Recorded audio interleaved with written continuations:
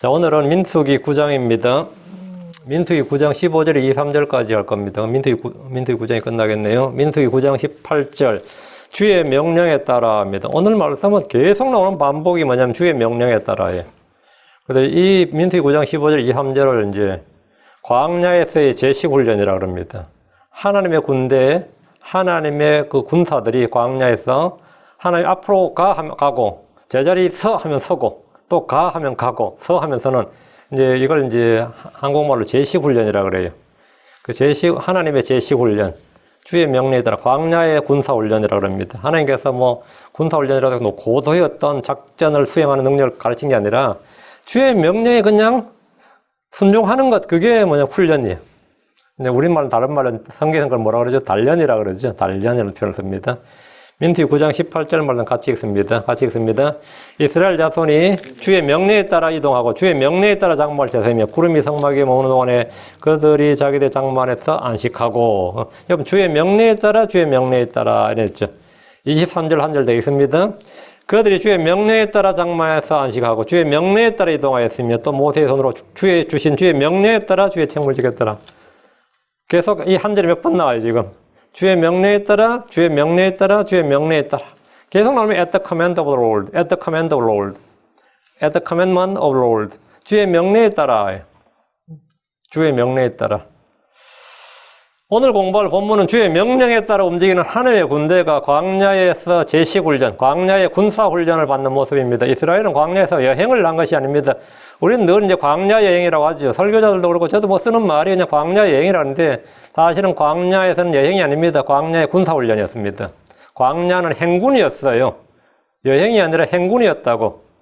그들은 진을 맞춰서 걸었고 순서가 그냥 막 걷는 게 아니라 하나님께서 진을 치라는 대로 진을 쳤고 이동 순서가 지파별로 딱 맞춰서 줄을 서서 진을 맞추어서 이동을 했습니다.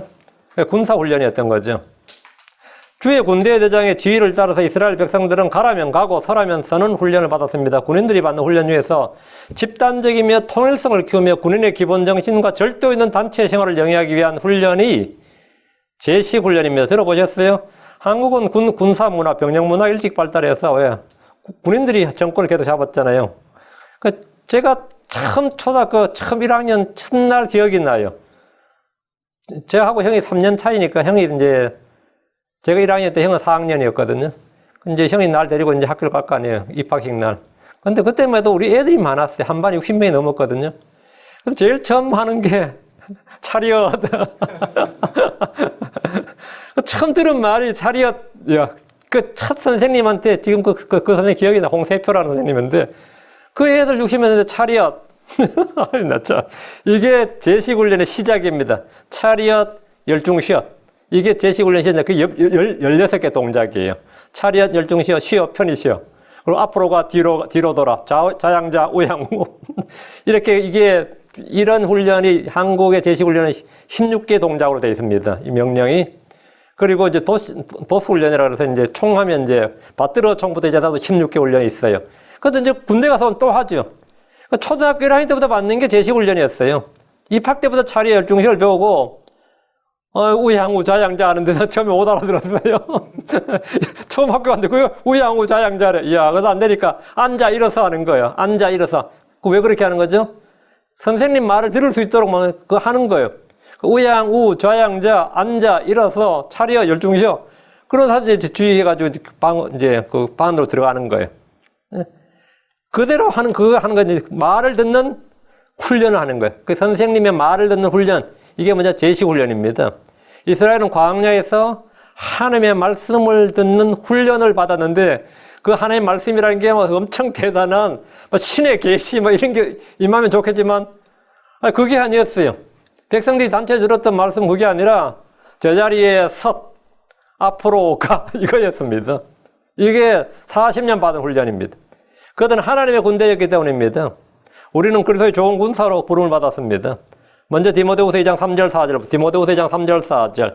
그러므로 너는 예수 그리스도의 좋은 군사로서 고난을 견뎌내라. 전쟁하는 어떤 사람도 이 세상 삶에 얽매이지 아니하나니 이것은 그가 자기를 군사로 택한 자를 기쁘게 하려 함이니라. 그리스도 예수의 좋은 군사로서 우리는 전쟁하는 어떤 사람이라고 되어 있죠. 그리고 자기를 군사로 택한 자. 자, 세상 성도들에게 놀이터가 아닙니다. 예수님은 구원의 대장이십니다. 하나님은 성도들에게 빛의 갑옷, 하나님의 전신갑주를 입으라고 하셨습니다. 우리는 의의 병기를 손에 잡아야 됩니다. 성령의 검을 잡아야 돼요. 로마 13장 12절 밤이 많이 지나고 낮이 가까이 왔으니 그러므로 우리가 어둠의 행위를 벗어버리고 빛의 갑옷을 입자. 갑옷이 뭡니까? 갑옷이. 예, 전투용 옷이죠. 운동복이 아니단 말이죠. 여러분이 이 옷을 입고 있습니까? 에베소 6장 11절 13절 너희가 마귀의 관계들을 능히 대적하며 서기 위해 하나님의 전신갑주를 입어라. 마귀를 대적한다. 전쟁이란 말이죠. 하나님의 전신갑주를 입어라. 전신갑주는 거면 갑옷이란 말이에요. 13절 그러므로 너희가 악한 날에 능히 버텨내고 모든 일을 행한 뒤에 서기 위해 하나님의 전신갑주를 취하라. 크리스천들은 이스라엘이 가나안 족속들을 상대로 싸우듯이 그런 전쟁을 하지 않습니다. 우리의 싸움은 영적 싸움입니다. 우리는 종교 전쟁을 하지 않습니다. 어떤 정부와 싸우지 않습니다. 에베소 6장 12절 우리는 탈과 피와 맞붙어 싸우지 아니하고 정사들과 권능들과 이 세상 어둠의 치리자들과 높은 저소들이 있는 영적 사악함과 맞붙어 싸우느니라. 우리는 누구와 싸우느냐 이거. 누구와 싸우느냐. 정사들과 권능들 이 세상 어둠의 치리자들 높은 처소들의 영적 사악함과 싸운다. 성도들 원수가 누구인지 싸워야 할 적이 누구인지부터 정확히 파악해야 됩니다. 우리는 죄와 싸웁니다. 너희가 죄와 싸우되 피 흘리기까지 대항하지 아니하고 이런 말 있죠. 너희가 죄와 싸우되 우리는 마귀를 대적합니다. 우리는 혼을 거슬러 대적하는 육신의 정욕과 싸웁니다. 우리는 육신을 따라 싸우지 않습니다. 고린도후서 10장 3절 4절 비록 우리가 육신 안에서 그러나 육신을 따라 싸우지 아니하노니 우리는 혈과 육에 대해 싸우지 않는다고요. 우리는 육신을 따라 싸우지 않는다. 우리의 전쟁 무기는 육신에 속하지 아니하고 하나님을 통해 강력하여 강한 요새들도 무너뜨리느니라 했습니다. 하나님은 이스라엘 백성들을 진영 군대라고 부르셨습니다. 계속할 때도 계수할 때도 싸움에 나갈 수 있는 자들을 세도록 하셨습니다. 그래서 이들은 광야에서 훈련을 받아야 했습니다. 우리 역시 이 땅에서 이런 훈련이 필요합니다. 믿음도 훈련입니다. 그걸 믿음의 단련이라 그럽니다. 믿음의 단련. 그래서 하나님 우리를 단련하십니다. 하나님 우리를 어떻게 단련하시느냐? 하나님 우리를 단련하시는 방법이 뭐냐? 첫째, 하나님 우리의 영적 감각을 단련하십니다. 영적 감각을 단련하신다. 히브리서 5장 14절에 그러나 단단한 음식은 장사한 자들에 속하나니 그들은 그것을 사용하여 자기 감각들을 단련시킴으로 선악을 분별하느니라. 여러분, 자기 감각들을 단련이 이면 엑서사이즈예요. 훈련시킨다, 운동한다 이거죠. 하나님의 말씀을 사용해서 의의 말씀을 사용해서 뭐 한다고요? 자기 감각들을 단련시킨다.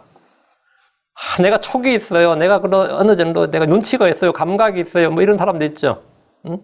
그런 사람 실제 좀 있어요. 뭐 여자 육감이 있다니 그런 말도 있고. 근데 그런 감각은 있는데 영적 감각이 없어. 그건 그 진짜 황당한 거죠. 자기 감각들을 단련시킴으로 선악을 분별하느니라. 군인들은 무기를 사용하는 법을 배워야 하듯이 우리는 주의 말씀을 사용하는 법을 배워야 합니다. 우리는 말씀을 사용해서 자기 감각들을 단련시켜 선악을 분별해야 됩니다. 영적 감각을 단련한 겁니다. 둘째는 하나님께서 징계를 통해서 단련합니다. 첫째는 의의 말씀을 통해서 우리 감각을 단련하고, 둘째 징계를 통한 단련. 징계를 통한 단련은 이제 히브리서 12장 11절. 이제 어떤 징계도 그 당시에는 기쁘게 보이지 않냐고 슬프게 보이나 그럼에도 불구하고 나중에는 그것으로 말미암아 단련된 자들에게 그것이 의의 화평의 열매를 맺느니라 했습니다. 하나님의 징계는 사랑하는 자들 주께서 친히 받아주시는 자들에게 주시는 것입니다.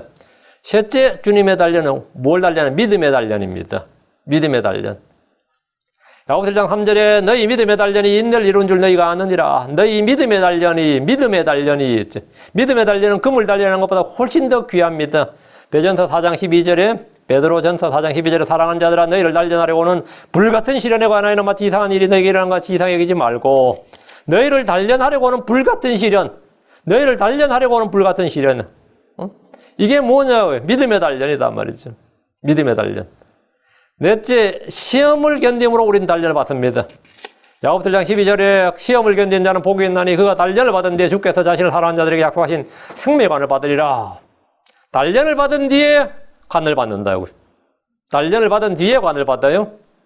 시험의 때 오래 참고 견디는 것이 단련입니다. 시험을 믿음으로 인내하고 견디는 자는 복을 받습니다. 생명의 관을 받습니다.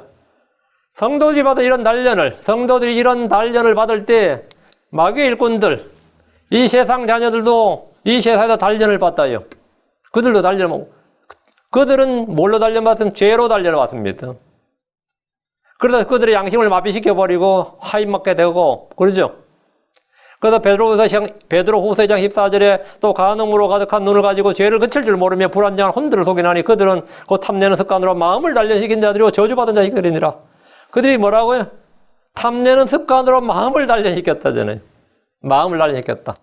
우리가 믿음의 단련을 받을 때 하나님께서 우리가 하나님의 말씀으로 영적 감각들을 단련하고 말이에요. 시험으로 단련받고 징계로 단련받을 때 세상도 단련받아요. 그래서 이제 그런 사람들 하는 말이 뭐죠? 너도 이제 인생 좀 살아봐라. 그런 거 아무것도 아니다. 그러면 단련받은 거는, 그건 뭐죠? 노련미를 드러내잖아요. 그들이 그런 말 하죠. 네. 자기는 단련받았다, 이게. 얼마나 단련받았냐. 이제는 웬만한 죄는 죄로 안 여기는, 웬만한 뭐 악은 악으로 안 여기고, 불법은 자연스럽게 받아들일 만큼 단련이 된 거지. 성도들이 이런 단련을 받을 때, 하나님께서 우리를 단련할 때, 마귀도 자기 자녀들을 단련합니다. 그래서 죄를 더 많이 짓게 만드는 거죠. 그래서 우리는 바로 이런 사람들과 뭐 해야 된다? 영적 전쟁을 벌이는 군인들인 겁니다. 아니면 우리가 맨날 지는 거죠. 자, 본문을 보겠습니다. 15절. 성막을 세운 날에 구름이 성막꽃 증언의 장막을 덮었고 저녁 때 성막에 불 모양 같은 것이 나타나서 아침까지 있었더라. 이거 아주 중요한 말씀입니다. 성막을 세운 날에 구름이 성막꽃 증언의 장막을 덮었습니다. 이 구름은 무슨 구름? 예, 샤키나, 영광의 구름이랬지. 이 구름은 영광의 구름입니다. 하늘의 수증기가 아니라 주의 임재를 가시적으로 드러내는 겁니다. 한국 영화나 여러분 전설의 고향을 한번 봐도 산신령이 나타날 때 어떻게 하죠? 막 구름이 하는 거야 늘 나오죠. 왜 그런 것 같아요? 이놈들도 뭘 아는 거야. 응? 뭘 안단 말이지. 그 출현을 나타내는 appearance지. 그 출현을 나타내는 뭐죠? 이 구름이, 이게 그렇게 연출해요. 어느 PD라 다 그렇게 연출합니다. 그렇게 연출해요. 그 전설의 고향을 한번 봐도 그런 게 수두룩하게 나온다고. 하나님께서 임재하실 때, 하나님이 나타날 때, 하나님 임재할 때, 하나님의 가시적인 출현, 하나님 영이시니까 안 보이잖아요. 그 하나님의 가시적 출현을 사인으로 보여주신 게 뭐냐면 이 세키남, 영광의 구름입니다. 출애굽기 16장 10절에 보라 주의 영광이 구름 속에 나타나니라. 주의 영광이 구름 속에. 그래서 이제 영광의 구름 이렇게 말하는 겁니다. 시내산에 주께서 짙은 구름 가운데서 모세에게 임하셨고 시내산에서 첫눈과 번개와 짙은 구름이 산 위에 있었는데 이 구름이 바로 주의 영광을 나타내는 구름이었습니다. 그건 백성들이 다 봤어요. 모세가 구름 가운데로 들어가 산 위로 올라갔다고 할 때 그 구름은 주의 임재를 보여주는 구름입니다. 변화산에서 우리 주 예수님이 3명의 제자들을, 베드로, 요한, 야고보를 내려갔는데 그때 뭐가 덮었죠? 구름이 그들을 덮었다 하죠. 그 제자들 덮었던 그 구름이 바로 이 구름이 같은 구름입니다. 시내산에 임했던 구름, 장막에 임했던 구름, 솔로몬의 성전 봉헌식 때 구름이 임했죠. 그 구름, 그 영광의 구름, 같은 구름입니다. 마태복음 17장 5절. 그가 아직 말할 때 보라 빛나는 구름이 그들을 덮나니. 빛나는 구름. 이게 영광이 빛이 나는 게 영광이죠. 빛나는 구름, 영광의 구름이. 빛나는 구름이 그들을 덮더니 보라 그 구름 속에서 한 음성이 나타나서 이르시되 이 사람은 내 사랑하더니라 내가 그를 매우 기뻐하노니 너희는 그의 말을 들으라 하시므로. 그러니까 변화산에는 엘리야와 모세만 나타나는 게 아니에요. 하나님이 그 자리에 온 거지. 베드로와 요한과 야고보는 누굴 봤죠? 주 예수님 보고 엘리야 보고 모세 봤지. 근데 하나님은 봤어 못 봤어요? 하나님 안 보였죠. 그때 안 보이는데 뭘 봤어요? 음성을 들었지. 그 자리에 누가 있었던 거죠? 하나님이 계셨던 거죠. 그 구름은 뭐죠? 하나님 아버지가 지금 시내산에 임재하셨듯이 그 변화산에 임재했다는 거지. 그게 임재했기 때문에 모세와 엘리야 나타났다고 구름이 오는 게 아니죠. 하나님이 그 자리에 모세, 엘리야 함께 와서 그 구름이 있었고 구름이 그들을 덮었고 그들은 주님은 모세, 엘리야와 대화를 나누는 걸 그들이 봤고 그들은 주 하나님의 음성을 직접 들었죠. 그 하늘에 나는 음성이 아니라 그 구름 속에도 음성이 났다고. 그 말은 뭐예요? 구름들 가운데서, 영광의 구름이 이제 구름 속에서 한 음성이 났다고. 구름 속에 누가 계셨던 거예요? 하나님 아버지가 계셨던 거지. 이건 여러분 크리스천이면 상식입니다, 상식이. 그래서 이제 주님께서 이 사람은 내 사랑하더니라 내가 그를 매우 기뻐하노니 너희는 그의 말을 들으라 하심으로 그의 말이 누구죠? 예수의 말을 들으라 이 말이에요. 그 주 예수님이 재림할 때 이 땅의 모든 사람들은 이 구름을 봅니다. 마태복음 24장 30절에 그때 사람의 아들의 표적이 하늘에서 나타나고 그때 땅의 모든 지파가 애국하며 사람의 아들이 큰 권능과 큰 영광을 가지고 하늘의 구름들 가운데서 오는 것을 보리라. 보리라, 보리라. 광야에서 성막을 세운 날 영광의 구름이 이 증언의 장막을 덮었습니다. 온 백성들은 그 장면을 눈으로 직접 목격했습니다. 저녁 때는 성막 위에 불 같은 모양 같은 것이 나타나서 아침까지 있었습니다. 밤에는 구름이 안 보이잖아요. 구름이라는 건 밤에는 안 보이잖아요. 밤에는 주님께서 가시적으로 뭘 보인 거죠? 불을 보여요. 불은 밤에 잘 보이죠. 불 같은 것이 있어서 아침까지. 그럼 이제 아침에 이제 되면 뭐가 된 다시 구름이 보이는 거죠. 그렇게 된 거단 말이에요. 그럼 그 말은 뭐냐? 예. 저녁 때에 성막 위에 불 모양 같은 것이 나타나서 아침까지 있었는데 주께서 낮에는 구름으로 자신의 임재를 드러내셨고 자신의 여기 거한다. 내가 지금 여기 거한다. 자신의 임재를 드러내셨고 밤에는 불 모양 같은 것으로 자신을 드러내셨습니다. 주께서 출애굽 때 이스라엘 앞에 나가셨는데 백성들이 주의 얼굴이나 주의 형상을 본 것이 아닙니다. 그들이 본 것은 뭐죠? 구름 기둥과 불 기둥이었습니다. 출애굽기 13장 21절에 주께서 그들 앞에 가시며 낮에는 구름 기둥으로 그들의 길을 인도하시고 밤에는 불 기둥으로 그들에게 빛을 주사 낮과 밤에 가게 하셨으며 주께서는 그들과 잠시도 떨어져 있지 않고 밤과 낮 항상 함께 계셨습니다. 구름 기둥과 불 기둥은 이스라엘이 언제나 볼 수 있었는데 이는 주께서 그들 한가운데 거하심을 보여주는 표적입니다. 그들은 눈을 들어서 그들 진영 한가운데 성막을 보면 돼. 그럼 거기 구름이 있건 낮에는 구름, 밤에는 불이 있으니까 주님이 계신다면 거기가 주님의 처소였고 주님이 계시는 집이었단 말이에요. 성막이. 16절입니다. 그것이 항상 그러하여 그것이 뭐예요? 구름과 불이 말이에요. 그것이 항상 그러하여 낮에는 구름이 그것을 덮었고 밤에는 불 모양이 있었더라. 이게 항상이란 말이 중요합니다. 그것이 항상 그러하여 성막 위에 구름과 불은 뭐가 아니다? 일시적 현상이 아니었다. 그냥 일시적인 초자연적 현상이 아니었다 이 말입니다. 자연현상도 아니었고 일시적인 초자연현상이 아니라 항상 있었다. 항상. 그것은 주께서 잠깐만 보여주고 말았던 것이 아니라 항상 그러했습니다. 낮에는 항상 구름이 성막을 덮었고 밤에는 항상 성막 위에 불 모양이 있었다 이 말입니다. 우리 주께서 마태복음 28장 20절에 제자들에게 보라 내가 세상의 끝까지 항상 너희와 함께 있느니라. 항상 always. 그 이스라엘 가운데 그들이 항상 이스라엘 가운데 성막에다 주님이 항상 거하셨던 것처럼 주님이 제자들 우리 몸을 장막으로 삼으시고 성막으로 삼으시고 항상 뭐라고요? 계신다 이 말이에요. 주께서 우리에게 주신 성령은 항상 영원히 우리 안에 거하고 있습니다. 그 이스라엘이 광야에서 불평을 하고 말이에요. 난리치고 불신에 빠지고 이랬을 때도 성막의 구름은 없어지지 않았습니다. 밤의 불꽃은 사라지지 않았어요. 그럼 우리에게 주신 성령은 항상 우리 안에 있고 우리를 떠나지 않습니다. 요한복음 14장 16절에 내가 아버지께 구할 터인지 그분께서 다른 위로자를 너희에게 주사 그분께서 영원토록 너희와 함께 거하게 하시리니 뭐라고요? 그분께서 영원토록 너희와 함께 영원토록이란 말이 뭐예요?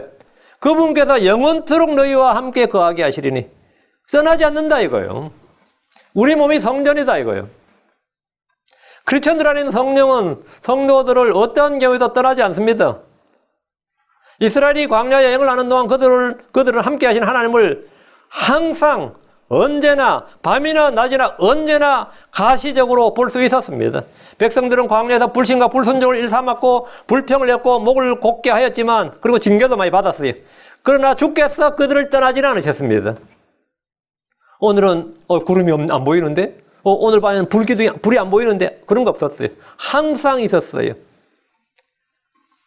주의 성막 거기에는 주께서 거하고 계시다는 증거로 낮에는 구름이 보였고 밤에는 불이 보였습니다. 하나님의 사랑과 은혜, 보호하시면 우리의 어떠함과 관계없이 변함이 없습니다. 우리를 향한 하나님의 은혜는 우리의 의나 행위나 외모에 따르지 않고 주 예수 그리스도께서 이루시는 완전한 사역의 뿌리를 두고 있습니다. 인생이란 광야에서 순례한 성도들에게서는 가장 큰 복입니다. 그것이 항상 그러하여 이 말씀을 기억하십시오. 그것이 항상 그러하여 광야의 백성들이 성막을 바라보면 거기는 낮이든 밤이든 주의 영광, 주의 임재를 볼 수 있었듯이 우리는 언제나 믿음의 창시자의 완성자신 예수 그리스도를 바라보면 그분 안에 있는 주의 영광, 주의 권능을 체험할 수 있습니다. 17절입니다. 구름이 성막에서 떠오르면 그 뒤에 이스라엘 자손이 이동하였고 구름이 머무는 곳에 거기에 이스라엘 자손이 자기들의 장막을 쳤으니 자, 이게 앞으로가 제자리에 서 이겁니다. 더 쉬운 말은 go and stop이에요. 빨리 하면 고스톱이 되는데 이걸 훈련한 거예요.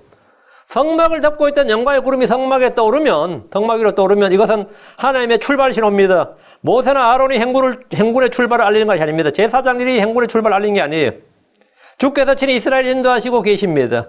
구름이 성막에서 떠오르면 그 뒤에 이스라엘 자손이 이동했습니다. 성막 둘레에 진을 친 레위 자손들과 12지파의 자손들이 구름을 따라 이동합니다. 유다 지파보다 이제 따라가는 거죠. 제사장을 따라서. 그 이동을 하는 거예요. 구름이 성막 위로 떠오르지 않으면 몇 날이고 그들은 움직이지 못했습니다. 그들이 어디서 얼마나 머물지 며칠 동안 걸을지는 전적으로 하나님의 인도하심에 달려 있었습니다. 광야에서 그들의 행동은 전적으로 성막 위에 구름에 의존했습니다. 광야의 백성들은 이동 중에 누구나 구름을 볼 수 있었습니다. 출애굽기 40장 36절 38절. 출애굽기 40장 36절 38절. 네. 앞으로 잠깐 넘어갔어요. 출애굽기 40장 36절. 구름이 성막 위에서 떠오를 때에는 이스라엘 자손이 자기들의 모든 여정에서 앞으로 나아갔으나 구름이 떠오르지 않을 때는 구름이 떠오르는 날까지, 언제까지? 구름이 떠오르는 날까지 그들이 이동하지 아니하였으니 이는 이스라엘의 온 집이 자기들의 모든 여정을 통해 낮에는 주의 구름이 성막 위에 섰고 밤에는 불이 그 위에 있음을 보았기 때문이더라. 낮에는 구름이 밤에는 불이 말이. 그러니까 이스라엘은 온 집이 보았기 때문이었더라 했습니다. 이 말은 앞에 있는 무리들만 구름을 볼 수 있는 것이 아니라 12지파의 모든 무리들이 다 구름을 보면서 행군한 거예요. 그들이 갈 때는 뭐라고요? 주를 보면서, 주의 구름을 보면서 간 거라고요. 주를 보면서. 그러니까 맨 뒤에 따른 사람들도 주의 구름과 불을 보았다 이 말입니다. 야, 앞에 유다지파만 주의 구름을 본 게 아니단 말이죠. 주의 유다지파만 보고 뒤에 있는 사람들, 앞에 지파들 그냥 따라간 게 아니라 사실은 모든 지파가 주의 구름을 보면 주의 인도하심을 받는 거예요. 우리는 모두가 주의 임재와 주의 인도를 받습니다. 모든 교회, 모든 성도는 아무리 작은 자라도 그 안에 성령이 거하고 그런 성령의 인도를 받고 하나님의 말씀의 인도함을 받을 수 있습니다. 우리는 앞에 있는 사람들의 뒷모습을 보고 행진한 것이 아니라 주님을 보면서 걸어야 됩니다. 앞에 있는 무리들을 따라서 갔다. 나는 모르고 그냥 앞에 있는 무리들, 무조건 무리들만 따라갔다. 제사장만 따라갔다. 그게 아니단 말이죠. 각 사람이 맨 뒤에 있는 사람들조차도 모두 개인적으로 주의 임재와 인도를 받았다 이 말입니다. 우리는 앞 사람의 뒷모습을 보고 따르는 것이 행기는 것이 아니라 주님을 보면서 걸어야 됩니다. 우리가 보는 것으로 걷지 않고 믿음으로 걷는다는 것은 우리가 사람들의 모습을 보고 걷는 것이 아니라 기록된 주의 말씀을 보고 그 주의 말씀의 음성을 듣고 보는 것으로 걷는다는 말입니다. 47절. 구름이 머무는 곳에 거기에 이스라엘 자손이 자기들 장막을 쳤으니 영광의 구름이 머물면 고핫 자손을 비롯한 성막 이동을 담당 게르손 무라리 자손은 그곳에 성막을 세웁니다. 주의 성막이 세워지는 그곳을 중심으로 사면으로 이스라엘 12지파가 자리를 잡고 자기들의 장막을 쳤습니다. 군대에 진을 치는 거죠. 이들의 삶의 중심은 철저히 뭐 중심? 성막 중심입니다. 그들은 철저히 삶의 모든 중심이 성막 중심이에요. 성막이 이동하면 그들로 이동하고 성막이 서면 그들이 서고 성막이 자리를 잡으면 그 주위로 자기들이 진을 치는 거예요. 그들은 자신이 원하는 곳에 진을 치는 것이 아닙니다. 자기들이 머물고 싶은 곳에 장막을 아무렇게나 그냥 먼저 깃발 꽂는 사람이 임자라고 그게 아니란 말이지. 응? 성막은 하나님이 계신 곳입니다. 성도들은 성막 중심, 즉 하나님 중심으로 자신이 거처를 정해야 됩니다. 내가 어디에 살아야 될지, 땅값이 많이 오를 만한 지역, 교육 환경이 좋은 지역, 사람들이 구하는 게 뭐예요? 주로 그런 거죠. 직장에 가까운 지역. 저는 이 한국에 지방교회라는 교회가 있습니다. 로컬 처치 지방교회라고 있어요. 그 지방교회 사람들은 교회에 있는 장소를 중심으로 교인들이 전부터 집을 사거나 월세를 얻거나 전세를 사거나 해요. 그 사람들은 항상 교회가 있는 곳을 중심으로 해요. 근데 나는 일반 교회 사람들이 그런 걸 본 적이 없어요. 그리고 우리 킹덤 성령 믿는 침례 교인들도 그런 걸 거의 본 적이 없습니다. 제가 이제 그걸 처음 본 거는 제 선배가 그때 영등포에 있었던 교회인데 서울 신월동인가로 옮기더라고, 교회를. 영등포에서. 근데 성도들이 몽땅 다 신월동으로 옮기더라고요. 신월동, 신정동 가까운 신월동, 신정동, 목동 그쪽으로 옮기더라고요. 제가 그거 굉장히 놀랐어요. 제가 미국 오기 전에 그 교회에서 설교하고 왔는데 전 교인이 다 그 지역 그 부근에 있다는 거예요. 응? 왜 그랬더니 그건 좀 더 모이기 좋으라고. 이거 대단한데 교회 중심으로 움직인다는 거 알았어요. 교회 중심으로. 그러다가 저는 이제 그 외에는 한 번도 그런 교회를 못 봤고, 한동안 지나서 강원도 어느 교회가, 경북 어느 교회 목사님이 교회를 옮겼는데, 몽땅 다 이사 갔다는 말로 내가 깜짝 놀랐지.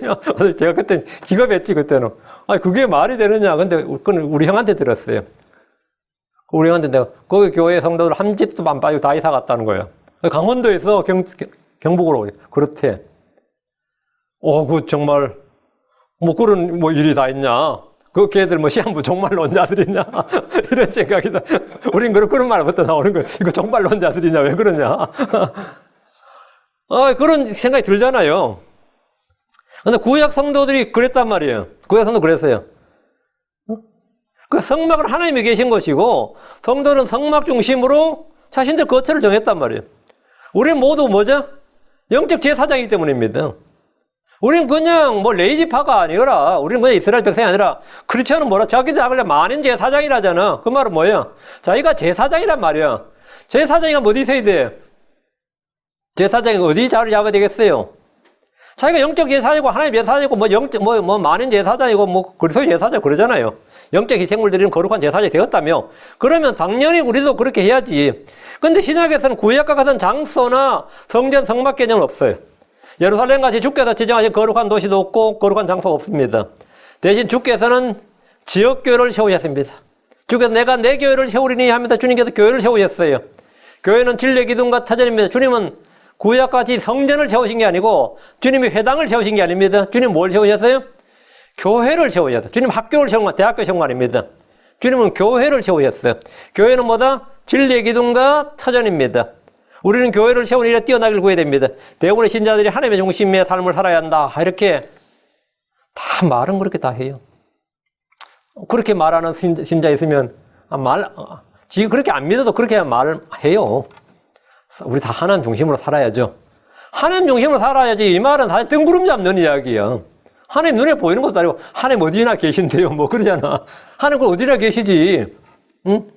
지옥의 심상을 펼 때도 거기 계시니까 그럼 네 지옥 가라. 거기도 하나님 계신다. 그러면 네 지옥 가서 살아라. 거기도 하나님 계신다며. 하나님은 골방에도 계시고 광야에도 계시고 오케이. 됐어 오케이. 뭐 주님은 지옥에도 계시고 하늘에 계시고 오케이. 그게 뭐죠? 무소부재지. 지옥에도 계신다 오케이. 그럼 지옥에 살 거냐고. 주님이 계신 곳이 천국이죠. 그럼 지옥에 살 거냐고. 그럼 말도 안 되는 소리지. 어디서나 예배 드리면 뭐, 그게 교회죠. 그게 똑같은 소리 하고 있네. 그런 사람은 지옥 가서 교회 차리라 그래. 그건 아니지. 신약에서 교회라는 의미는 믿는 사람들의 모임이 교회지. 사람들이 교회란 말이야, 교회가. 그 대부분의 신자들이 하나님의 중심 신앙생활을 해야 된다 그래요. 그러나 그에 비해서 교회 중심의 삶에 대해서는 별로 감각이 없어. 감각이 있어요. 별로 감각이 없어요. 생각조차 안 합니다. 그래서 지금 이 성도를 자세히 보면 하나님의 교회를 세우는 것이 아니라 각자 자기가 자기 마음에 맞는 교회를 선택하는 시대다, 지금은. 그 각자 자기 마음에 맞는 교회를 선택하는 시대고 나의 교회를 세우는 사람들만 있습니다. 그 예수 그리스도의 교회 그게 아니라 나의 교회야. 그리고 언제든지 이 조선에 보면 그런 거 있죠. 조선의 사대부들이 태군론이라는 게 있습니다. 그러면 우리는 군왕에게 충성하고 군왕에게 유교 근본이 뭐죠? 충성이죠. 왕에게 충성한다. 유교의 기본이에요. 충효잖아요. 부모에게 효도한다. 근데 사대부들만큼 이 유교 교를 깨먹는 사람이 없습니다. 뭐냐면 우리는 군왕을 선택한다였어요. 그게 태군론입니다. 선택한다 택자에 군왕, 군주가 되군. 군주를 선택한다. 우리 마음에 맞는 군주를 택한다 이거예요. 우리 마음에 맞는 군주를 택한다 이거예요. 그건 오늘날 크리스천들은 내 마음에 맞는 교회를 뭐 하죠? 택합니다. 그리고 자기 교회를 세우는 거예요. 그러니까 언제나 자기가 중심이지. 자기가 중심. 왜? 모두 자기가 다 선택하는데 그 예배의 형태나 예배의 시간이나 예배의 방법이나 예배의 모든 걸 다 자기가 선택하는 거예요. 자기가 그냥 하나님만 부르면 되니까. 다. 그렇게 못하면 이제 열받아하고 또 트러블 생겨요. 트러블 생겨요. 18절입니다. 하나님 중심, 성막 중심이었다. 18절. 이스라엘 자손이 주의 명령에 따라 이동하고 주의 명령에 따라 장막하셨으며 구름이 성막 위에 머무는 동안에 그들이 자기들의 장막 안에서 안식하고 이스라엘 자손은 주의 명령에 따라 이동하고 주의 명령에 따라 장막하셨습니다. 자기 생각이나 의견은 전혀 고려 요소가 아니었습니다. 자기 생각이나 자기 집화 이익이나 이거는 전혀 고려 요소가 아니었다고. 사람들은 저마다 자기 생각, 자기 판단, 자기 의지가 있습니다. 자기가 하고 싶은 게 있고 자기가 옳아 보이는 게 있어요. 자기 눈에 옳아 보이는 게 다 있어요. 그러나 그런 것들이 아무런 고려 요소가 아닌 것들은 뭐냐? 주의 명령 앞에서, 이 주의 말씀 앞에서는 그건 전부 다 아무것도 아니면 다 내려놔야 됩니다. 그건 다 무시받는 거예요. 제시훈련의 기본은 나의 생각이 아니라 주의 명령에 따라 가는 겁니다. 유대인들은 사람들의 전통으로 하나님의 명령을 범했습니다. 조상들의 전통, 장로들의 전통으로 하나님의 명령을 무효가 되게 했습니다. 종교적 전통으로 하나님의 말씀을 피한 이들도 있습니다. 사람들의 명령들을 교리로 가르치며 주로 헛되이 경배한 이들도 있습니다. 사람들의 전통, 교회의 전통, 명령을 지키려고 하나님의 명령을 철저히 잘 저버리기도 합니다. 그분의 명령이 생명입니다. 그분의 명령이 생명입니다. 주의 명령을 지키면 그분의 사랑 안에 거합니다. 주의 명령을 지키는 것이 사랑입니다. 요한복음 14장 15절에 너희가 나를 사랑하면 내 명령들을 지키라. 요한복음 14장 21절 내 명령들을 가지고 그것들을 지키는 자가 나를 사랑한 자니라. 이스라엘 자손이 주의 명령에 따라 이동하고 주의 명령에 따라 장막을 쳤듯이 우리 모두 주의 명령을 따라야 됩니다. 성경 기록대로 according to the scripture as it is written 기록된 대로 이게 뭐냐? 성경에 기록된 대로 행하는 것 그것이 주의 명령대로 행하는 겁니다. 그것이 뭐죠? 주를 사랑하는 것입니다. 그게 사랑이에요. 그게 사랑이에요. 이스라엘이 광야에서 받은 가장 기본적이고 중요한 훈련이 주의 명령에 따라 이동하고 장막을 치는 겁니다. 아주 작은 일부터 주의 명령을 따르는 것을 배워야 됩니다. 가장 작은 일, 가라 하면 가야 되고. 우리가 집에서 애한테도 마찬가지죠. 이리 와라 하면 와야지. 엄마가, 아빠가 애한테 이리 와라 그러는데 애가 앉아서 안 와. 그럼 황당하죠. 그 작은 목소리로, 야, 잠깐 이리 와라 그러면 벌떡 일어나서 와야 정상인데 안 와. 그 오라고 하는데도 안 온다, 이 말이에요. 이 기본적인 이 명령에 순종을 안 하는 애가 다른 어떤 큰 명령에 순종하는 애가 상상할 수가 없는 거예요. 오라 가라는 말도 이 순종을 안 해. 빨리 집에 들어가라 그러는데 말을 안 들어. 오늘 밖에 나가지 마라 그래도 말을 안 들어요. 가장 기본적인 명령이 뭐죠? 예. 여기 있거라. 몇 시간 여기 있거라. 아빠 올 때가 여기 있거라. 그러면 있어야 되는데 나가버려. 아빠 없어지자마자 지가 튀어나와서 놀다가 들어오고. 저도 올 때 많이 그랬지요. 뭐 하라 그러면. 할머니가 이제 뭐 봄에 3박 4일 뭐 여행 가고 할 때 있거든요. 그러면 뭐 우리 살판 나지 그때. 살판 나가지고 동네에서 다 끌어막아가지고 막 밤에 놀고 막 그랬었어요. 가장 기본적인 명령이라는 거죠. 그런데 나중에 이제 또 들통난다 두들겨 맞고 그러죠. 우리는 생각해보면 그래요. 학교 가도 군사문화, 집에서도 군사문화, 동네에서도 군사문화, 교회 가도 군사문화, 어디 가서 주의받고 두들겨 빼고 욕하고 뭐, 이거는 어디 가도 이게, 폭력이 지배하는 사회였어요. 고등학교 때까지 그랬다가, 고등학교 때까지 뭐, 선생님이 애 패는 게 너무 자연스러운 거야. 막, 애를 패는 게, 선생님은 죄책감이 전혀 없이 패. 선생님이 애를 패는데 죄책감이 1도 없어요. 그러니까 폭력이 지배하는 사회에 살았는데, 그런데도 애들이 순종하냐면 불순종하거든요. 근데 불순종을 너무 잘하는 애들 있지. 그래서 모두 정학 먹건 당 먹었는데 우리 이제 인생 포기했다 그래요. 그런 애들을. 선생님 명령 안 듣는 거예요. 선생님 이제 알아. 자기 명령 안 들으면 나중에 알아요. 걔는. 저는 말 안 듣는다. 말 안 듣는다. 아주 작은 일부터 주의 명령을 따르는 걸 배워야 된다. 작은 것에 신실해야 큰 것에도 신실합니다. 적은 것에 신실해야 많은 것에도 신실합니다. 누가복음 16장 10절에 가장 적은 것에 신실한 자는 또한 많은 것에 신실하고 가장 적은 것에 불의한 자는 또한 많은 것에 불의하니라.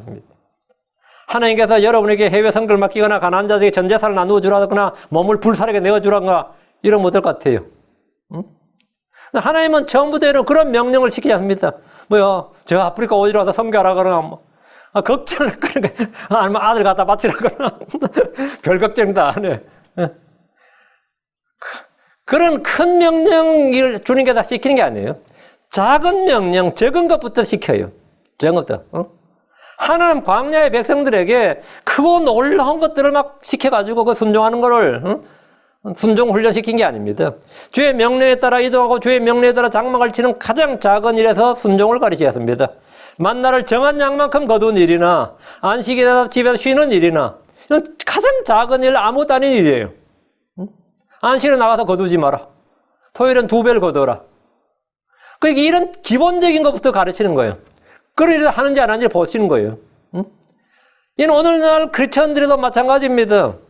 하나님은 모든 성도들에게 순교를 명하거나 복음을 전하다가 감옥에 갇히라거나 장렬하게 전사하거나 자신의 몸을 불사르게 내주라든가 전 재산을 가난한 자들에게 나누어 주라는 등 그런 명령을 내리지 않습니다. 예수 믿다가 하나님께서 내게 이런 걸 시킵니다. 어떻게 해야 되죠? 어떻게 해야지? 근데 해야 되는데 겁먹을 거 없어요. 여러분 주의 명령에 따라 이동하고 장막을 치는 일은 매우 조금이라도 성경을 읽고 기도하는 일이고 교회에 정한 날에 함께 모인 일입니다. 하나님 우리에게 제일 처음에 크리스천이 되고 나서 시킨 일이 뭘 같아요? 성경 읽어라. 기도해라. 다음에 뭐죠? 교회 나와라. 근데 크리스천 되고 나서 나한테 내가 해야 될 일이 뭐냐면 일요일에 교회 가는 거였어요. 근데 이제 내 친구가 일요일만 가는 게 아니라 수요일도 간대. 나 진짜. 근데 고3인데. 그 수요일, 일요일 가니까 저는 그때 일주일이 그렇게 빨리 간 줄 몰랐어요. 수요일, 일요일 2번을 교회 가보니까 일주일이 금방금방 가는 거예요. 왜 이렇게 빠른 거야? 근데 이 동네 아저씨를 만났는데 학교 부근에서 금요일날 지역 공과 공부 왜 안 나오는, 지역 구역 예배가 있는데 왜 안 나오냐는 거야. 아이고, 나 그런 것도 있냐고 환장하네, 진짜. 구역 예배를 해도 그거 뭔데? 내가 체험 예수인데, 나 교회 모임이 그렇게 많은 줄 몰랐어요. 그 수요일, 일요일 2번 나가는데, 야, 시험 들더라고요, 나중에, 진짜. 응? 교회가 제법 거리가 좀 있었거든요. 근데 금요일도 있대. 나 진짜 확 나가대요. 금요일은 제가 안 나갔어요. 그때 금요일날은 교회에서 모인 게 아니라 자기 집에서 모인대요. 어느 집에서. 그래서 제가 금요일은, 이건 아니다. 내가 이래서 안 되겠다 싶어 안 나갔는데. 그렇게 크리스천이 되고 나서 요구되는 게 딱 보니까 모이라는 거였어. 모이라는 거였어요. 근데 안 모여버려. 교회 안 와버려. 그게 이제 불순종이지, 사실은. 응? 하나님께서 우리에게 주신 명령이 뭐 별거 아닙니다. 주의 첫날에 예배로 모인 일, 기도회나 성경 공부 시간에 모인 일은 아무것도 아닌 것처럼 여기는 분들이 많이 있겠지만 기본 중에 기본입니다. 크리스천들이 요구되는 기본 중에 기본이에요. 로마 시대에 크리스천이 많이 죽었죠. 일제시대도 크리스천이 많이 잡혔죠. 뭐 공산주의 때 많이 잡히고 잡혀요. 왜 잡혔을 것 같아요? 내가 그 예수 믿는다고 사람들이 어떻게 내가 예수 믿는 줄 알아? 중국의 지하교회 교인들이 공안들은 잘 잡히거든요. 왜 잡힐 것 같아요? 안 잡히는 방법, 안 모이면 됩니다. 안 모이면 안 잡혀요. 안 모이면 잡힐 일이 없습니다. 근데 왜 잡히죠? 모이니까 잡히는 거야. 그럼 잡힐 줄 알면 왜 모이죠? 아니, 잡힌다는 말이 그냥 잡힌다는 뜻이 아니에요. 죽을 수도 있는 거야. 요즘 중국은 막 장기적 출합니다. 그런 사람들. 크리스천들이 왜 자꾸 그런 위험을 무릅쓰고 모이는 거야? 크리스천이 2개만 안 하면 그들이 크리스천인 줄 죽었다 깨도 당분 파악을 못 합니다. 뭐죠? 내가 예수를 마음으로 믿지만 침례를 안 받는 거야. 물에서 침례 받으면 들통나는 거예요. 침례는 뭐죠? 가시적인 행위거든요. 그 제침례교들이 로마 캐톨릭에 잡힐 때 왜 잡혔을 것 같아요? 침례 받다 잡힌 겁니다. 침례 받는다, 어디서 누가 침례 받는다는 소식은 그냥 퍼지니까 그냥 잡히는 거예요. 그게 첫 번째 가시적 순종행위였고, 2번째 뭐죠? 어느 시간에 뭐뭐 장소에서 모인다는 거야. 그러면 거기를 뭐죠? 덮치는 거지. 그 2가지만 하면 크리스천들은 혼자 마음에 자기 혼자 골방에서 기도하고 골방에서 성경 읽고 뭐 골방에서 뭐 예배 드리는 일은 잡힐 일이 없어요. 그건 절대 없지. 중국이나 아니라 북한도 없어. 북한에서 해도 괜찮아, 이거는. 그건 가장 기본적인 명령, 교회를 빠지지 않는 거예요. 모임에 빠지지 않는 거예요. 교회를 빠지지 않는 사람은 그의 마음에서 믿음 역시 떨어지지 않습니다. 물론 종교적 열성으로 이제 교회만 잘 다닌다고 그 사람 믿음 좋거나 모든 것이 해결되는 건 아니지만, 근데 그렇게 교회만 잘 다닌다고 비난하는 사람도 있었지. 자기는 교회 안 다니면서. 자기는 믿는다면서 그런 종교적이라고 비난하는 사람, 지가 종교적으로 비난하는 사람들만큼도 저희가 신실하지 못하다면 그게 더 회개해야 될 일이지. 지가 종교적으로 욕하는 사람만큼도 지가 이 모임에 아니면 함께 모일에 주의 명령에 순종하지 못한다면 그야말로 황당한 이야기죠. 그러니까 주님께서도 이스라엘의 모임을 그렇게 기본적으로 모임이었어요. 교회란 것은 회자가 뭐냐? 모임입니다. 에클레시아가 뭐죠? 모임이에요. 모임이에요. 안 모이면 사고 날 일이 없습니다. 코로나 때도 사고 날 일이 없고, 공산주의든 일제치하든, 뭐 중국 공산주의든 북한 공산주의든 무슬림 지역에서도 예수 믿어 상관없어요. 안 모이면 안 걸려요. 안 모이면. 근데 그리스도인의 특징은 뭐냐? 언제부터? 예수님 때부터 그리스도인의 특징은 뭐냐? 그런 위험과 적을 무릅쓰고 모이는 거예요. 근데 이 목사들이 먼저 알아서부터 이거 뭐 교회 문을 다 걸어 잠그고 있으면 어떻게 되겠대? 목사들이. 성도들이 각자 자기 믿음을 하지만, 각자 믿음대로 하면 되는 거고, 목사들이 알아서 기면 어떻게 될 것 같아? 지혜롭지 못한 행동이에요. 어느 게 지혜로운 행동이 대체? 어느 게 지혜로운 행동 같아요? 이스라엘은 구름이 떠오르며 이동하고 구름이 성막 위에 머물면 그들은 자기들의 장막 안에서 아시겠습니다. 광야에서처럼 하나님이 친히 가시적으로 직접적으로 인도하시면 백성들은 문제될 것이 없어 보입니다. 그러나 주의 명령에 따라 장막을 친 곳이 늘 평안하고 안전하고 좋은 것만 아니었습니다. 주님 언제나 명당 자리 찾아서 여기 오늘 진을 치라. 오늘 여기서 머물자 그러지 않았단 말이죠. 출애굽기 17장 1절에 보면 이스라엘 자손의 온 회중이 주의 명령에 따라 신광야였으나 자기들 여정대로 이동하여 르비딤에 장막을 쳤으나 거기에 백성이 마실 물이 없었으므로 물이 없는 곳에 장막을 치면 어떻게 돼요? 군대의 가장 기본이 뭐죠? 첫 번째 안전이 확보될 것. 다음에 뭐죠? 물이 있어야 돼요. 이스라엘은 분명히 주의 명령에 따라 이동했고 장막을 쳤지만 그들이 장막을 친 곳은 마실 물이 없었습니다. 그 장막을 뭐 자기들이 원한 것도 친 거 아니잖아요. 주님이 치라고 해서 친 거 아니에요. 그런데 거기에 물이 없었단 말이죠. 하나님은 때로 우리를 고난의 길로 인도하십니다. 우리를 사망의 그늘진 골짜기로 다니도록 인도하십니다. 물이 없는 곳이나 빵이 없는 곳에 머물도록 하십니다. 왜 그런 것 같습니까? 우리를 단련하기 위해서입니다. 주님을 전적으로 신뢰하도록 하기 위해서입니다. 우리를 낮추시기 위해서입니다. 주님은 우리 마음속에 무엇이 있는지 또 우리가 그분의 명령을 지키려 하는지 알고자 그렇게 하신 겁니다. 신명기 8장 2절에 너는 주 내 하나님께서 이 40년 동안 광야에서 너를 인도하신 모든 길을 기억할지니 이것은 그분께서 너를 낮추시며 너를 시험하사 내 마음속에 무엇이 있는지 또 내가 그분의 명령을 지키려 하는지 그렇지 아니한지 알고자 하려 하심이니라. 주님이 광야에서 인도하면서 이 단련한 목적이 뭐냐? 네 가지가 있죠. 첫째가 뭐죠? 그분께서 너를 낮추시며, 이게 첫 번째고, 너를 시험하사, 우리를 시험한다고. 내 마음속에 무엇이 있는지 또 내가 그분의 명령을 지키려 하는지 아니하는지를 알고자 하심이니라. 사람들은 고난을 당하기 전까지, 어려움을 겪을 때까지 마음을 낮추지 않습니다. 자기 마음속에, 자기 속에 무엇이 있는지도 잘 알지 못합니다. 사람은 겪어봐야 한다는 말 있죠? 겪어봐야 한다, 이거. 겪어봐야 한다. 그 사람이 어떤 사람인지는 겪어봐야 알아요. 고난의 시련을 당할 때 비로소 이런 것들을 알게 됩니다. 주의 명령에 따라 순종했음에도 원하는 결과를 얻지 못했다거나 고난을 겪었다면 불평하지 마십시오. 이는 하나님께서 우리가 주의 입에서 나오는 말씀으로 사는 줄을 알게 하려는 겁니다.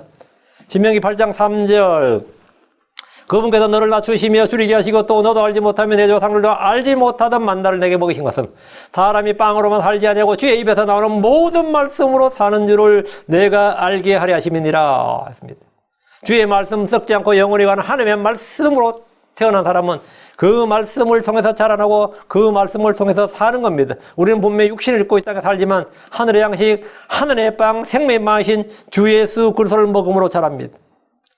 그리고 그 말씀으로 삽니다. 여러 양식이 뭡니까? 신명기 8장 16절 내 조상들이 알지 못하던 만나로 광야에서 너를 먹이셨나니 이것은 그분께서 너를 낮추시며 너를 시험하사 너의 마지막 끝에 내게 선을 행하려 하심이니라. 내게 선을 행하려 하심이니라. 하나님 모든 걸 합력해서 뭘 이루신다? 선을 이루신 분이랬죠. 주님은 마지막 끝에 내게 선을 행하려 하심이니라. 하나님 우리에게 선을 행하려 하십니다. 처음과 과정이었다든 간에 끝에 결과론적으로 모든 것이 합력해서 선을 이루신다.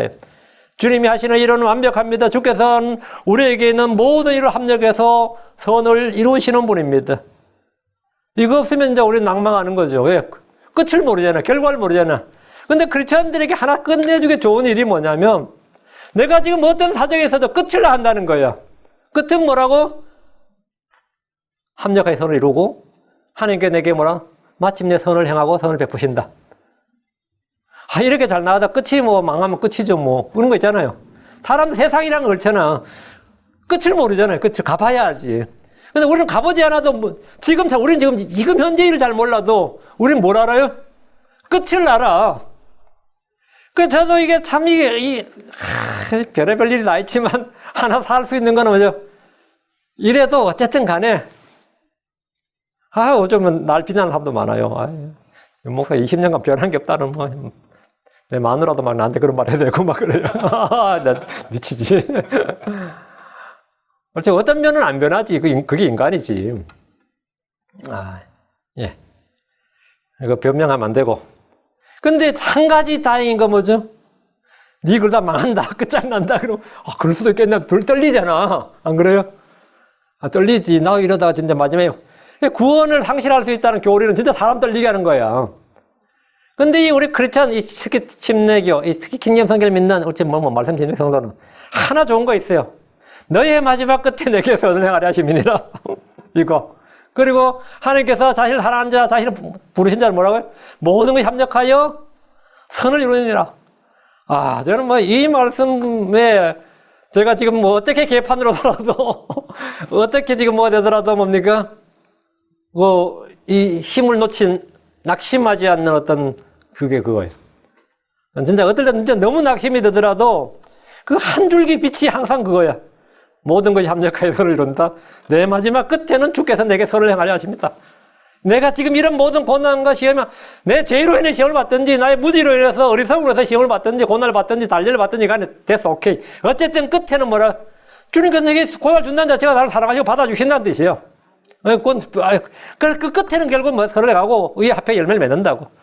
그러니까 주님은 우리를 괴롭게 하시거나 근심하게 하시거나 슬프게 하시는 것이 아니다. 그 하나의 본심이 아니다 말이지.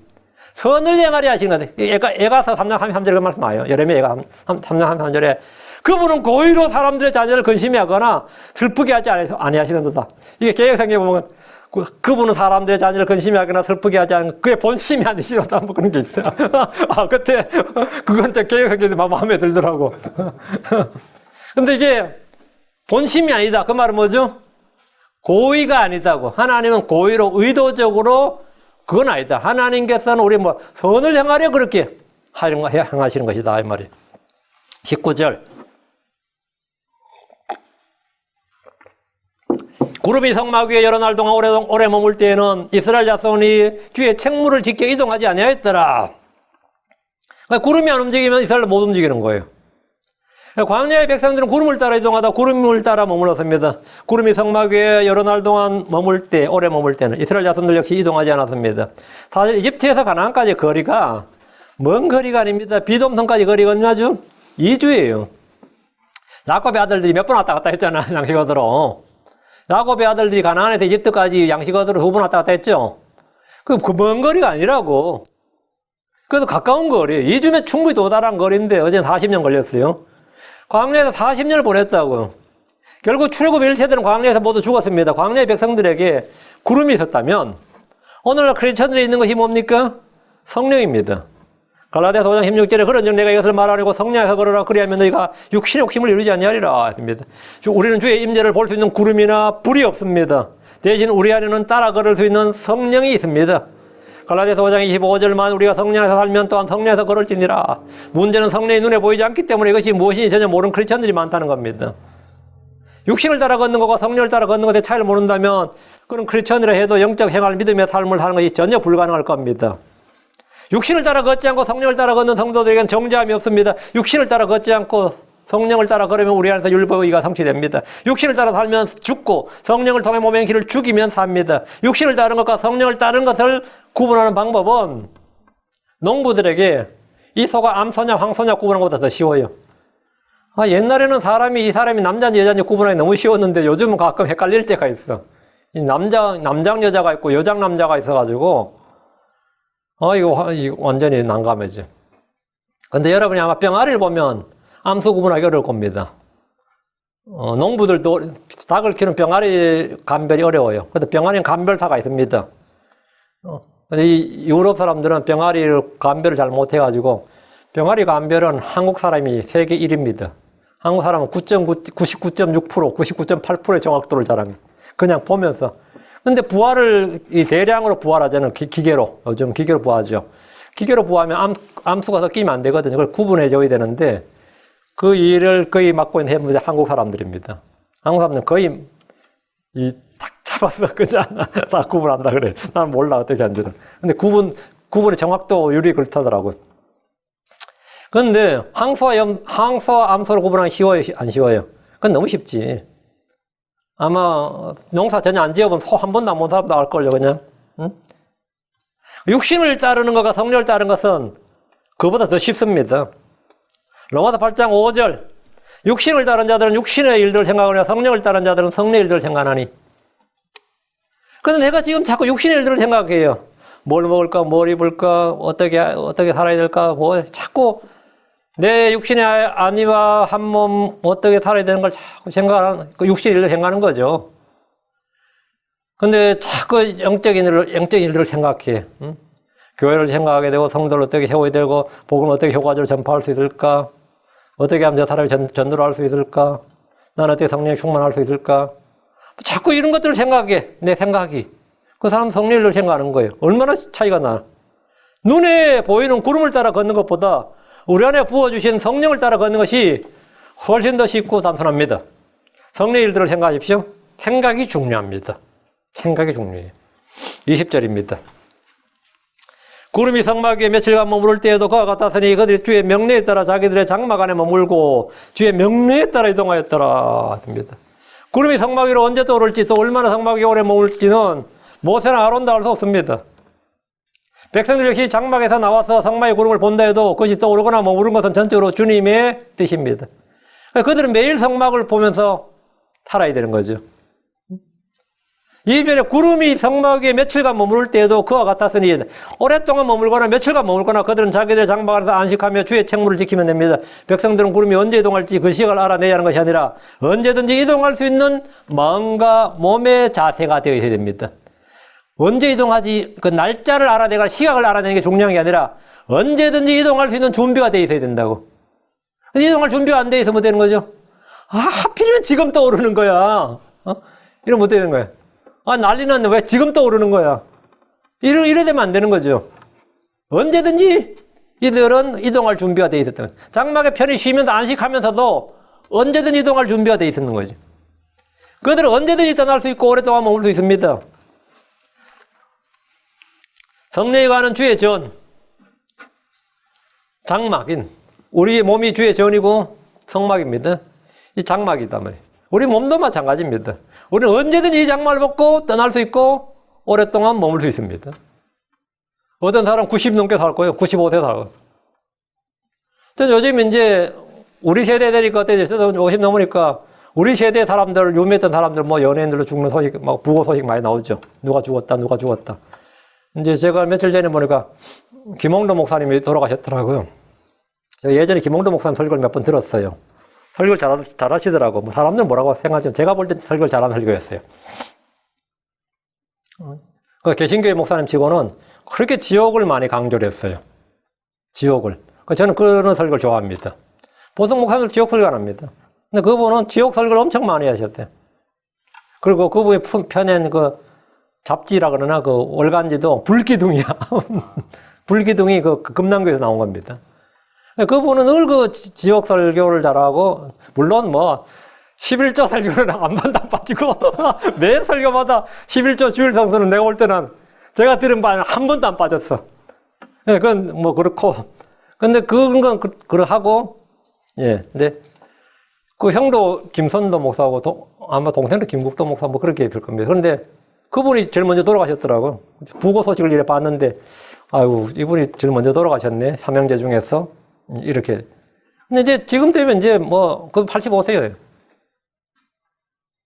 근데 이제 우리 주변에 이제 뭐 동네 어른들도 이제 제가 뭐 누가 통하면 동네 어른들도 야, 지금 네가 아는 사람 다 죽었다 그래요. 우리 동네 네가 아는 사람 다 죽었고, 내가 누구는 부르면 네가 아는 사람, 우리 형이 그래.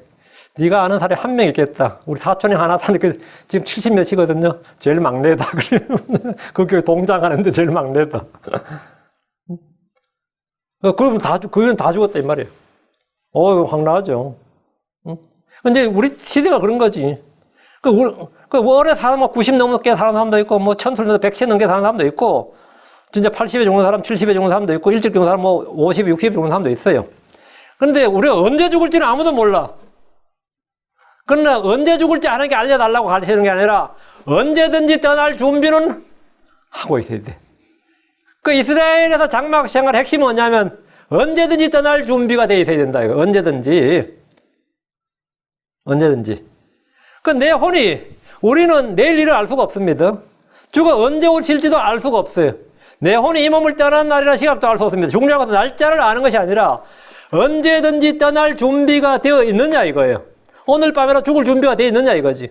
언제든 이 몸을 떠날 준비가 된 사람, 언제든 죽을 준비가 되어 있는 사람이라면 그는 가장 잘 산 사람입니다. 그는 가장 잘 산 사람이. 다시 20절. 그들이 주의 명령에 따라 자기들의 장막 안에 머물고 주의 명령에 따라 이동하였더라. 광야에서 장막을 걷고 치는 일은 그다지 쉬운 일이 아닙니다. 만약 하루 만에 장막을 쳤다가 아침에 또 걷어서 이동해야 된다고 생각해 보십시오. 거기다 뭐 그날 비까지 내린다면 어떻게 돼요? 여간 귀찮은 일이 아닙니다. 특히 비 내리는 날 주님께서 구름이 떠오르면 어떻게 되는 거죠? 불평 나오죠. 이런 날 하나님이 또, 이런 날은 그냥 좀 머물고 계시면 좋지. 뭐 이런 날, 이런 생각이 들죠. 응?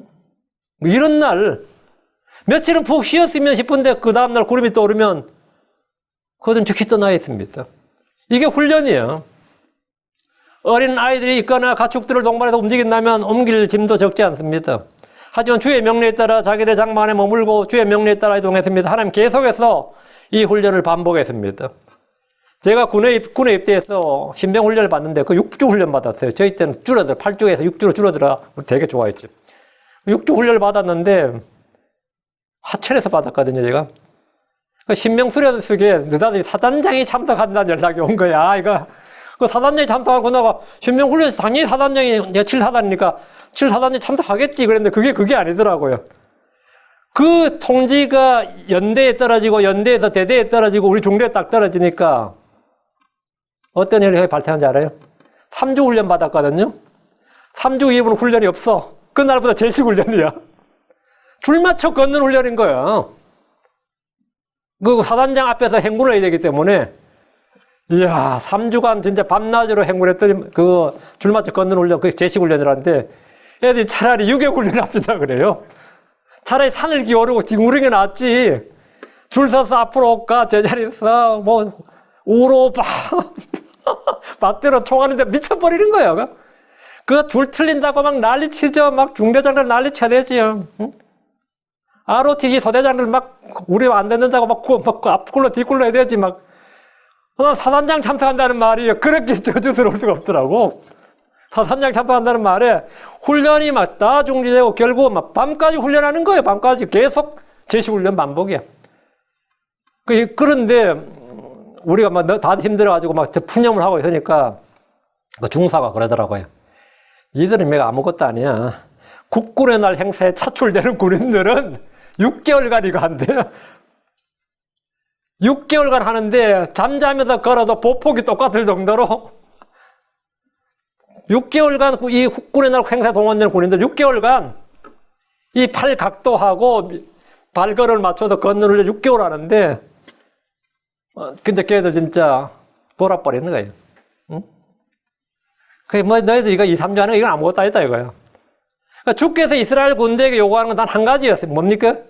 주의 명령에 따르라. 이게 전부예요. 주의 명령에 따르라. 21절. 구름이 저녁부터 아침까지 머물다가 아침에 떠오를 때에도 그와 같았으니 그때에 그들이 이동하되 낮이든 밤이든 구름이 떠오르면 그들이 이동하였더라. 이 구절은 밤새 장막을 쳤다가 아침에 출발한 장면입니다.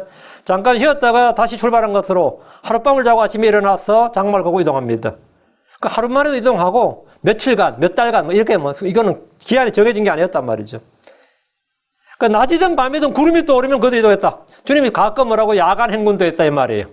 야간 행군도 했다 이거예요. 그게 군인들이니까.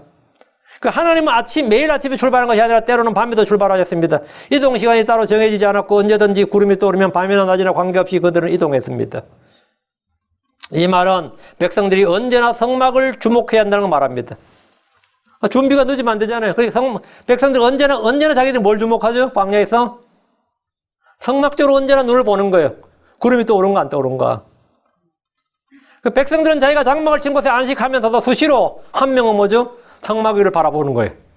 성막 위를 바라보는 거예요. 성막 위를 항상 바라보라. 그건 뭐죠? 주를 바라보라 이거예요. 그게 우리말은 주를 앙망하라 이래 번역한 거예요. Behold. 믿음의 주에 온전케 하신 예수를 뭐다? 바라보라. Behold. 이스라엘 백성들이 계속해서 성막을 주목하게 하는 거예요. 계속해서 주를 바라보게 하는 겁니다. 그리고 그 명령에 반응하고 순종하란 말이에요. 구름이 언제 떠오를지 모른단 말이죠. 그들은 언제나 깨어 있어야 됩니다.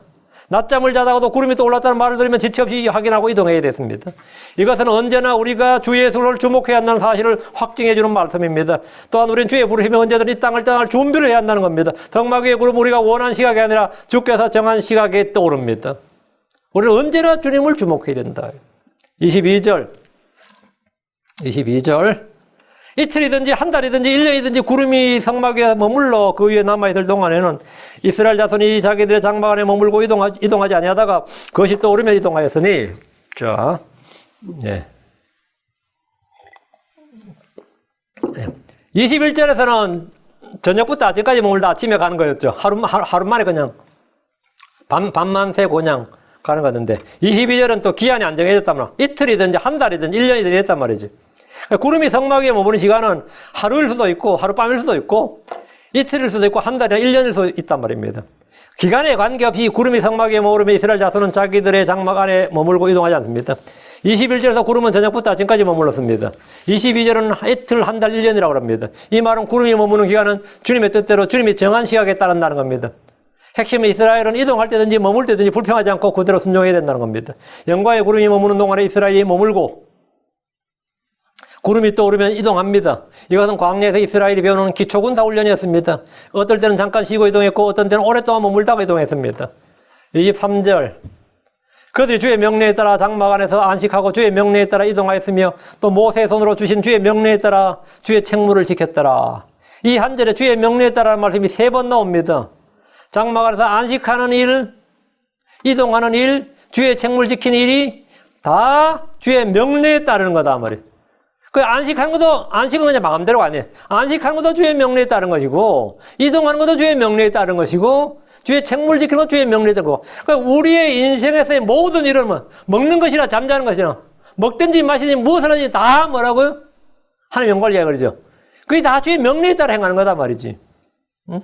모든 일을 다 우리 믿음으로 해야 되고, 우리 모든 속을 다 사랑으로 해야 되고, 그게 모든 것이지 일부만이 아니다 이 말이죠. 일부만 특정 영역에서만 주의 명령에 따르고 나머지는 거의 너희들이 자유로 마음대로 이게 아니라 모든 일에서 주의 명령에 따른다는 겁니다. 구름을 따라 걷는 것처럼 보이는 이들의 훈련이 사실은 주의 명령에 따라 걷는 것임을 보여주는 겁니다.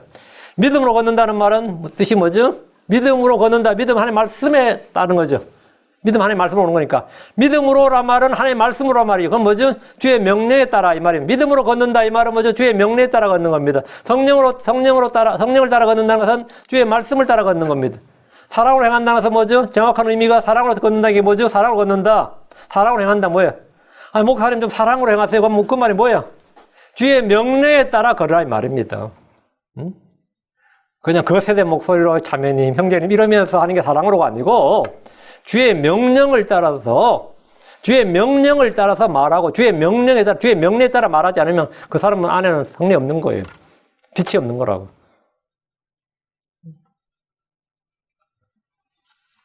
사랑으로 행한다는 정확한 의미는 뭐냐면 주의 말씀에 따라 주의 명령에 따라 그 명령을 지키며 걷는 거. 그것이 뭐예요? 사랑에 따라요. 사랑으로 하는 거예요.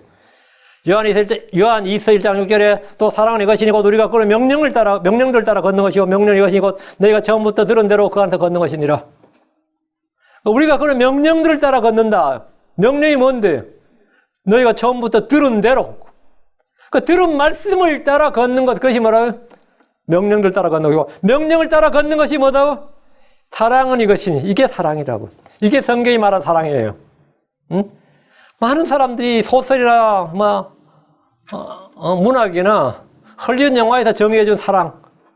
헐리우드 영화에서 사랑은 그 사랑이 아니죠. 그건 욕정이지. 헐리우드 영화에서 그 막 불타는 사랑은 사랑이 아닙니다. 그건 욕정이에요. 전 정욕이라고. 사랑이 불 붙었다. 이거 아니, 욕정이 불 붙은 거지. 그건 사랑이 아니에요. 크리스천들조차도, 저도 나이는 있지만 진짜 뜨겁게 미치도록 한번 사랑해 보시면, 아이고, 내가 환장하네, 진짜 들 때. 뭐가 미치도록, 응? 막 욕정이 끌어들어? 저보다 나이도 더 많은 사람 같은데, 어떤 분이 그 인터뷰할 때, 그 인터뷰 내용이 기자한테 그랬더래요. 제가 이 나이에 아직도 그런 사랑을 꿈꾸는데, 그게 뭔 소리야, 대체? 응? 근데 그분이 목사님 사모님이어서 한때, 지금은 아닌데, 한때 목사님 사모님이어서, 강남에서, 이름만 말하면 다 압니다. 근데 이름 말 안 한대, 그건. 먹고 살자니까 그런 말 하는 건지, 먹고 살자니까 그냥 기자들한테 그런 말 하는 건지, 기자들이 지어낸 말인지, 하여튼, 제가 상당히 참 정신 나간 뭐네. 내가 이제 강단에서 내 연자 잘 안 쓸게요. 정신 나가는 분이네. 그렇게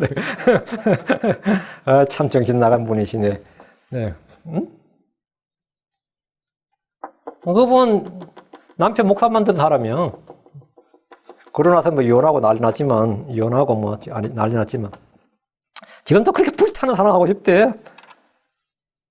근데 내가 딱 있으면 우리 교회 설교 한 번만 들었으면 좋겠는데, 너희들.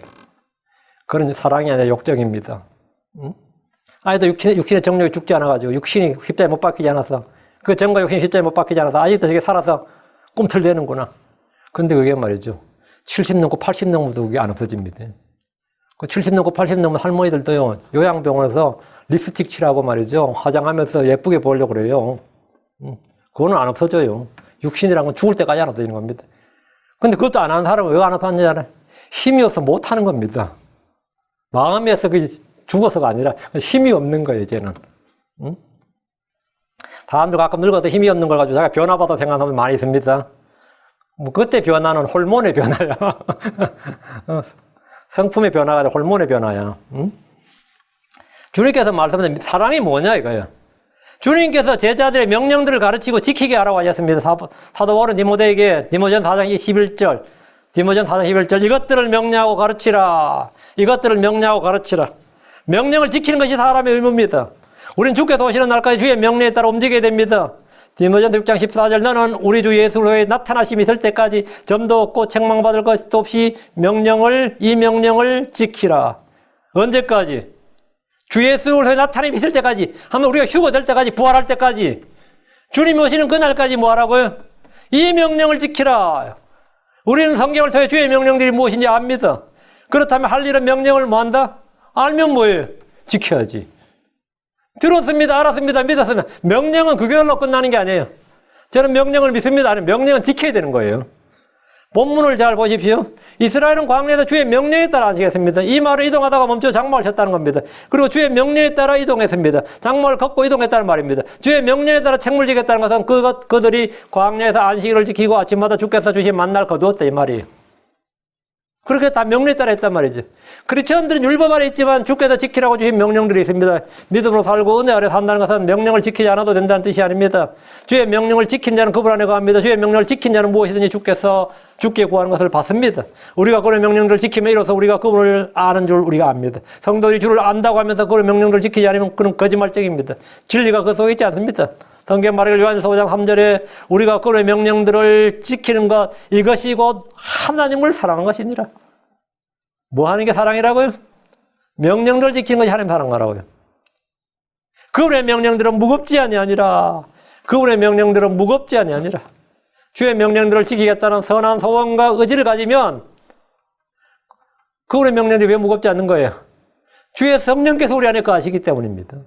성령께서 우리를 도우시고 주님께서 우리 안에 일하시기 때문에 주님은 나를 대신해서 죽으신 것만이 다가 아닙니다. 주님은 나 안에서 나와 함께 일하시는 분, 나를 위해서 일하시는 분이고 내 안에서 사시는 분입니다.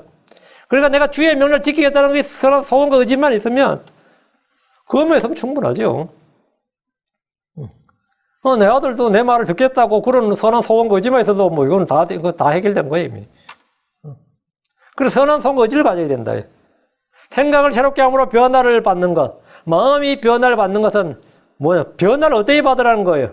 주의 명령을 지키겠다는 그런 생각, 그런 마음, 그런 소원을 갖는 거예요, 첫째. 그러다 나는 그렇게 하겠다는 결단, 의지를 갖는 겁니다. 그렇게 함으로써 우리는 하나님을 사랑하는 것이 되는 거죠.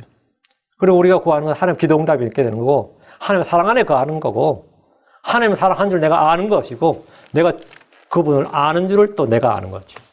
이런 모든 것이 그냥 주어지는 게 아닙니다. 어떤 체험을 통해서 하는 게 아니라 주의 명령을 지킬 때 되어지는 거예요. 환상이나 체험을 온다 되는 게 아니라 주의 명령을 지킬 때 이런 모든 일들이 임하는 거예요. 이런 모든 일어난 겁니다. 오늘 주의 명령에 따라 민수기 9장을 했고요. 다음 시간에 계속해서 하겠습니다. 민수기 말씀이 여러분에게 은혜가 되길 바라고, 이 말씀에 실족하는 사람이 없도록, 이 말씀에 실족하면, 다른 거 실족하면 몰라도 말씀에 실족하면 어떻게 할 수가 없어요. 하나님의 말씀에 실족하지 않도록 하시기 바랍니다. 가지고 목사님 말씀에 실족하면 목사님 말씀에 실족한 게 아니고 하나님의 말씀에 실족한 거예요. 제가 평소에 이렇게 말하는 것하고 강단에서 말하는 것, 이 톤하고 말 톤이 다릅니다. 그거는 하나님께서 은혜를 주셔서 하나님께서 선포하게 한 대로 선포를 하는 거예요. 강단에 내려가면 이제 보통이 돼요. 내려가면. 강단에 내려가면 멀쩡해진다 그럴까? 일상으로 돌아와요. 이 강단에 선포되는 말씀을 주의 말씀으로 여러분 들으셔야 됩니다. 저도 이 구원받았을 때 강단에서 설교하는 그 박정수 목사님 설교를 들을 때 주의 음성으로 들렸어요. 로마 3장 설교를 하는데 그땐 제가 이 성령이란 단어도 모를 때였는데 신들리는 것 같다 이 생각했어요. 그땐 성령이란 단어를 잘 모를 때였기 때문에 그 설교의 그 파워와 그 모션과 표정과 음성과 너희 목구멍은 열린 돌무덤이요 그거 할 때 그 설교할 때 제가 그 설교가 지금도 생생히 기억이 나요. 너희 입은 열린 무덤이요 너희 목구멍은 너희 혀에는 독사의 독이 있고 하면서 하는데 내가 죄인이구나 하는 걸 그때 제가 말씀을 통해서 제가 받았어요. 내가 예수를 믿어야 되는구나. 강단에 설교를 할 때 하나님의 말씀을 여러분이 사람의 말로 받지 않고 하나님의 말씀으로 받으시기 바랍니다. 물론 때로 설교 실수도 있고 때로 어떤 거 예화 같은 거는 오류도 있고 그런 거는 하나님의 말씀 아니고요. 그 하나님의 말씀은 여러분이 정확히 받으셔야 됩니다. 기도합시다. 위대하시고 거룩하신 주 하나님 감사합니다. 하나님께서 은혜와 복을 주셔서 주의 영을 충만케 하시고 아버지께서 오늘도 주신 말씀을 주의 영의 공급하심을 통해서 있는 그대로 선포했습니다. 아버지 하나님께서 은혜 주셔서 듣는 모든 손들이 이 말씀에서 은혜를 받고 힘을 얻게 해주시고 새롭게 되게 해주시고 또 깨닫는 것이 있게 해주시고 아버지 하나님 하나님의 관계성을 또 새롭게 하고 마음의 변화를 받게 해주시길 간구하며 선한 소원과 의지를 갖도록 도우시길 간구합니다. 전능자주 하나님 도와주시옵소서. 하나님의 말씀의 검이 아버지 하나님 적들을 물리치는 것이 아니라 때로는 성도들에게 상처가 될 때가 있습니다. 말씀에 실족하는 혼들이 없도록 도와주시옵소서. 걸려 넘어지는 혼들이 없고 세임 없도록 인도하여 주십시오. 전능자주 하나님께서 도우시옵소서. 종이할 수 있는 일은 여기까지입니다. 이제 성령께서 이 말씀을 들은 모든 혼들에게 역사해 주시기를 원합니다. 기름 부어주시고 새롭게 해주십시오. 감사드리며 주의 이름 기도합니다. 아멘.